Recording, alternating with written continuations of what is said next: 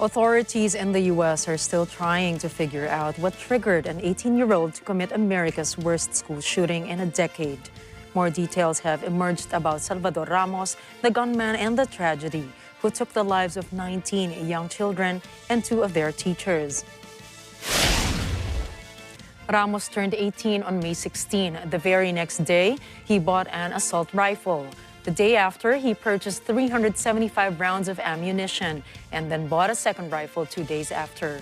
On Tuesday morning, Ramos posted a message on Facebook saying he planned to attack his grandmother.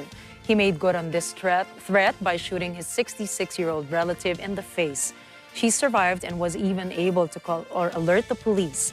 Investigators said about 15 minutes before reaching Robb Elementary School, he posted another online message saying he was going to shoot up an elementary school.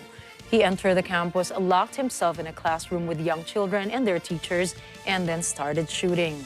Authorities say he had a long history of being bullied, but had no known criminal or mental health history. The shooting has sparked calls for more gun control in the U.S., a nation that has been plagued by a string of recent mass shootings.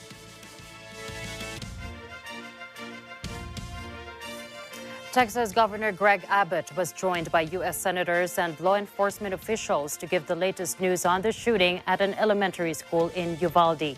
Abbott believes mental health issues, not access to guns, are to blame for the school shooting. Randy Bernardino has the details. Texas Governor Greg Abbott said mental health issues, rather than easy access to firearms, are to blame for the school shooting in Uvalde, in which a gunman took the lives of 19 children and 2 teachers. What I do know is this, and that is we as a state, we as a society, need to do a better job with mental health. Anybody who shoots somebody else has a mental health challenge, period. We as a government need to find a way to target that mental health challenge and do something about it. There are, quote, real gun laws in Chicago. There are, quote, real gun laws in New York. There are real gun laws in California. I hate to say this, but there are more people who were shot every weekend in Chicago than there are in schools in Texas. At a news conference, Abbott said the state and the society need to do a better job with mental health. While doing the conference, Abbott was heckled over his stance on gun control. Rival Democrat Beto O'Rourke interrupted the press briefing on the shooting massacre. Excuse me.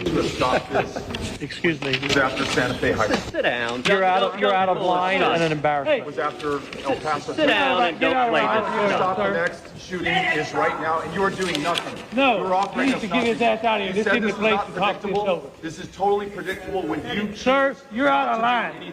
Sir, you are out of line. Sir, you are out of line. Please leave this auditorium. So you can exit. Get out.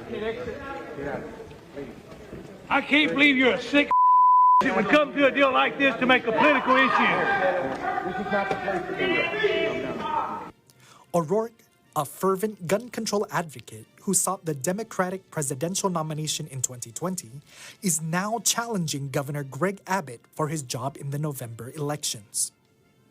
This is Randy Bernardino reporting for Matanang Aguila International. Trusted, connected, on point.